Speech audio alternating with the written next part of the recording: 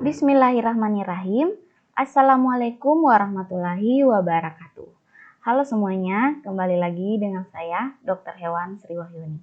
Pada video kali ini saya akan memaparkan sedikit materi tentang salah satu penyakit yang sering terjadi pada unggas, yaitu penyakit Aspergillus yang bisa menyerang ayam petelur maupun ayam pedaging. Oke, jadi untuk kalian yang seorang peternak unggas, lebih baik kalian nonton video ini hingga selesai. Oke, kita lanjut saja untuk pembahasannya. Nah, untuk penyakit Aspergillosis ini pertama kali ditemukan di Indonesia yaitu pada tahun 1952. Dan Aspergillosis ini merupakan penyakit jamur infeksius dan non-kotangius, yang dimana disebabkan oleh spesies jamur yang tersebar secara kosmopolitan, yang karena spora jamur yang sangat mudah disebarkan oleh angin dan juga mudah tumbuh pada bahan-bahan organik atau produk hasil pertanian.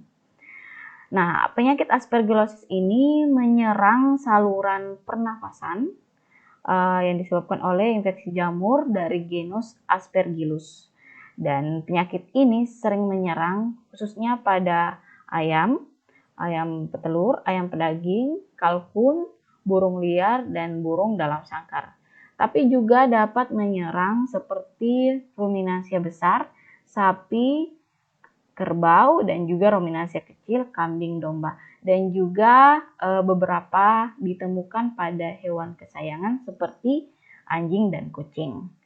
Nah, Aspergillosis di Indonesia itu sendiri ada beberapa spesies di mana mereka merupakan Aspergillus fumigarus, Aspergillus flavus, Aspergillus glaucus, Aspergillus niger, dan Aspergillus versicolor. Jamur ini yang merupakan penyebab dari Aspergillosis selalu ditemukan pada pakan dan juga pada bahan-bahan lainnya atau tempat makan dan juga perkandangan atau lingkungan dari ternak unggas itu sendiri. Nah, penyakit Aspergillosis ini merupakan penyakit yang mikosis terpenting di Indonesia yang disebabkan oleh Aspergillus fumigatus yang dimana penyebabnya yaitu Aspergillus flavus dan Aspergillus niger. Aspergillus ini sendiri memiliki spora yang mempunyai ukuran yang sangat kecil dan hanya bisa dilihat di bawah mikroskop, dan juga beratnya itu ringan sehingga mudah menyebar melalui udara sehingga dapat menyerang dengan cepat dan mencemari bahan-bahan yang berada di sekitar kandang. Untuk jamur yang menyerang Aspergillosis ini mampu hidup di media dengan derajat keasaman yang tinggi dan juga kandungan gula yang tinggi. Dan juga jamur ini dapat menyebabkan pembusukan pada buah-buahan atau sayuran. Aspergillus ini ada yang bersifat parasit, ada pula yang bersifat saprofit. Saprosit itu adalah pembusukan pada buah-buahan dan sayuran. Aspergillus yang bersifat parasit ini menyebabkan penyakit Aspergillosis pada unggas karena memproduksi suatu zat yang bersifat racun yang disebut dengan aflatoksin. Dan juga Aspergillus ini dianggap sangat patogen karena menyebabkan suatu penyakit pada saluran pernafasan dan juga menyebabkan radang pada granulomatosis pada selaput lendir, pada daerah mata, pada daerah telinga, daerah kulit, meningen, bronkus, dan organ paru-paru. Nah, untuk bahan pangan yang terkontaminasi oleh jamur ini yaitu khususnya pada pakan ternak yang berupa jagung, berupa beras, juga gandum, dan juga kacang-kacangan. Dan komoditi yang memiliki resiko tertinggi terkontaminasi dari jamur ini yaitu berupa jagung, di mana mereka merupakan sumber karbohidrat dan biji-bijian yang sangat mudah dicemari oleh berbagai jenis jamur. Aspergillus ini juga sering ditemukan pada bahan pakan yang terletak di dalam gudang yang memiliki tingkat kelembapan yang tinggi dan juga tidak memiliki sirkulasi udara. Nah, untuk gejala klinis yang terdapat pada ayam yang terpapar dari penyakit Aspergillus ini, itu ada 3. Jadi dari gejala klinis yang akut itu ada anoreksia, tidak mau makan, kemudian kelihatan mengantuk ayamnya, kadang juga mereka membuka mulut karena kesulitan bernafas, dan terakhir mengalami kejang diikuti dengan kematian. Apabila ayam tersebut sudah terinfeksi sampai otaknya, yaitu maka gejala klinis yang terlihat itu tentunya itu kelumpuhan dan mengalami gangguan syaraf, dan salah satu matanya tertutup cairan kental yang berwarna kuning, dan juga ayam mengalami pertumbuhan yang lambat. Nah, untuk gejala klinis yang kronis itu di mana terlihat ayam mengalami anoreksia atau tidak mau makan, disertai dengan batuk, kesulitan bernafas, dan juga kurus akibat dari pertumbuhan ayam yang lambat. Aspergillus ini memiliki tingkat kematian yang tinggi, yaitu morbiditas dan mortalitas yang tinggi khususnya pada anak ayam, di mana kematian itu bisa terjadi dalam waktu 1-2 hari. Nah, ini adalah gambaran di mana ayam potong, khususnya pada anak ayam yang mengalami gejala klinis, diantaranya bisa dilihat matanya tertutup dan di mana ditutupi dengan cairan berwarna kuning, kemudian juga ayam terlihat seperti mengantuk, ayam kesulitan bernafas dengan membuka mulutnya, bulu kusam, dan lain sebagainya, dan juga mengalami anoreksia. Nah, untuk faktor-faktor yang menyebabkan Aspergillus ini terjadi, di mana tentunya itu karena yang pertama adalah aspek lingkungan, yang kita ketahui bahwa faktor lingkungan ini sangat mempengaruhi daripada penyakit Aspergillus ini, yaitu lingkungan yang tidak bersih, kotor, dan sangat jarang dibersihkan, kemudian manajemen kandang yang kurang ventilasi yang memadai, kemudian kandang yang berdebu, dan peternak tidak memperhatikan kelembapan dan temperatur yang sesuai dengan kondisi daripada ayam, sehingga itulah yang membuat pertumbuhan jamur menjadi semakin banyak, dan juga dari kandang liter itu sendiri selalu basah dan jarang dibersihkan dan juga lembab. Begitupun dengan pakan yang berada di dalam gudang yang tidak ada sirkulasi udaranya, sehingga menyebabkan pakan tersebut lembab, dan itulah yang menyebabkan jamur mudah untuk muncul. Nah, untuk pencegahan itu sendiri ya kita hubungkan dengan faktor-faktor pendukungnya.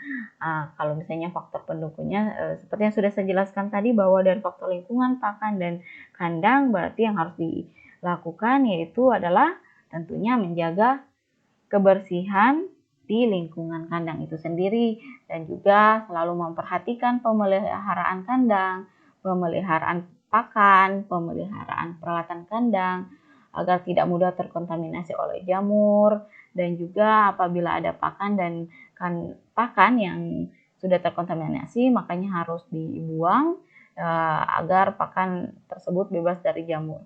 Dan juga yang sangat penting yang harus selalu dibersihkan yaitu tempat pakan dan tempat minum dari ayam tersebut harus dibersihkan dan selalu rutin untuk didesinfeksi.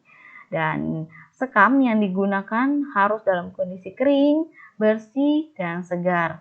Setidaknya harus diganti dalam waktu tertentu. Kemudian juga jangan lupa untuk melakukan pengecekan sirkulasi udara di dalam kandang, dan juga melakukan pengontrolan kelembapan agar untuk menghambat pertumbuhan dan penyebaran spora yang melalui udara.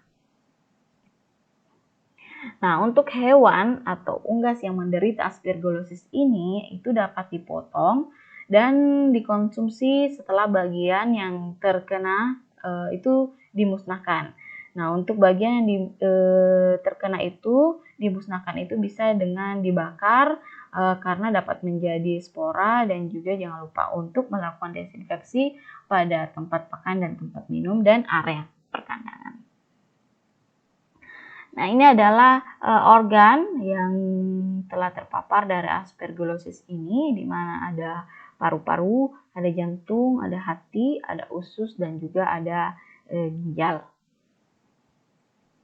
Nah, untuk patologi anatominya itu sendiri dari gambar yang sebelumnya itu terlihat terjadinya radang pada paru-paru, radang pada kantung udara, adanya cairan bernanah dan berwarna kekuningan, dan juga selaput kantung udara yang menebal dengan pertemuan jamur dengan warna putih, bintik-bintik putih pada permukaannya. Nah, untuk apabila terjadi penyakit aspergillosis ini di area perkandangan kalian bisa menghubungi dokter hewan dan petugas peternakan atau petugas kesehatan ternak untuk segera mengamati dan tentunya harus mengambil spesimen. Adapun beberapa pengambilan dan pengiriman spesimen yang bisa dilakukan pada ternak unggas yang terpapar dari aspergillosis ini, itu cairan bronkitisnya bisa, kerokan kulit, jaringan biopsi atau nodul pada paru, kantung udara, bronkus, dan juga organ-organ lain yang memiliki gambaran ketidaknormalan. Nah, untuk diagnosa banding daripada penyakit aspergillosis ini yaitu ada infectious bronchitis, ada pleurum, dan ada CRD. Jadi beberapa penyakit ini hampir mirip dengan penyakit aspergillosis ini, sehingga sangat penting untuk dilakukan pengambilan dan pengiriman spesimen dan juga dilakukan pengujian sehingga untuk mengetahui secara tepat diagnosis yang tepat apa yang terjangkit pada ternak yang sakit pada perkandangan kalian.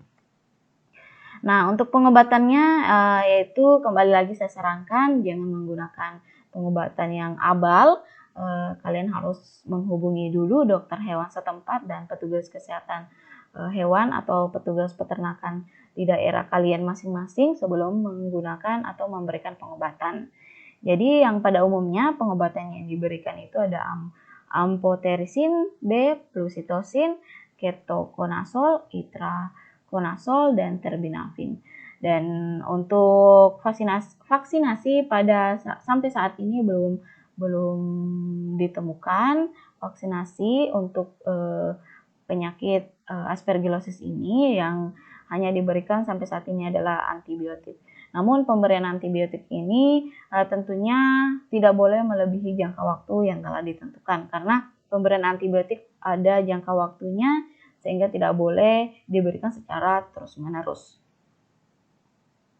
Ini adalah gambaran histopatologi daripada organ atau spesimen yang telah dikirim kepada pengujian di BBVet. Nah, jadi ini ada gambaran histopatologi daripada ginjal, paru-paru, hati, usus, dan lain sebagainya.